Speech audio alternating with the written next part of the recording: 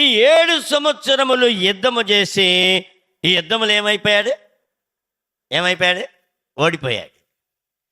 ఎలాగ ఓడిపోయాడు? పెళ్లి చేసాడు.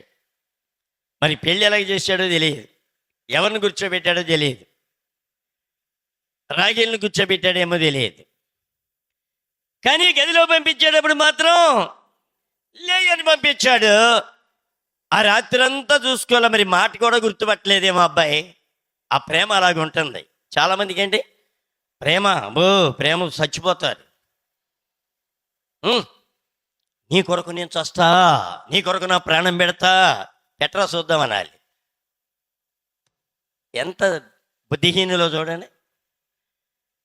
ఈయనేం చేశాడు? 7 సంవత్సరములో లేయకు రాగేలు కొరకు ఏం చేశాడు? కొలువు చేసి యుద్ధము చేశాడు. ఆయన ఏం చేశాడు? ఈ మోసగాడు ఆయన లాభాను. యాకోబే మోసగాడు అంటే యాకోబు కన్నా కూడా లాభాన్ని ఇంకా మోసగాడు. అందుకని చెరపకరా చెడావు. ఇప్పుడు యాకోబు పరిస్థితి ఎలాగుంది? 7 సంవత్సరములు కొలువు చేస్తే రాగేలుని చేసుకోవాల్సింది పోయి ఎవరిని చేసుకున్నాడు? లేయని చేసుకున్నాడు. 7 సంవత్సరములు యుద్ధం ఏమైపోయింది? అటర్ ఫ్లాప్ అయిపోయింది. యుద్ధం ఓడిపోయాడు.